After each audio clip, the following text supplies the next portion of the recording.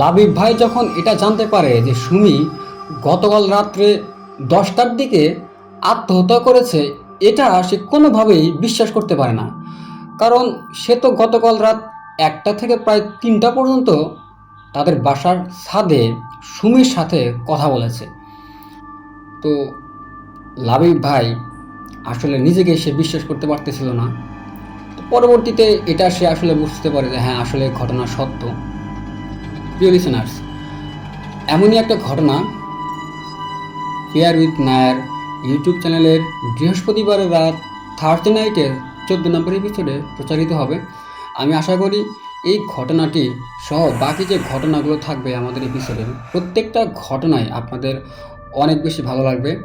আপনারা আমাদের চ্যানেলটা সাবস্ক্রাইব করবেন এবং যারা সত্যিকারের ভৌতিক ঘটনা শুনতে পছন্দ করে তাদের সাথে অবশ্যই শেয়ার করবেন।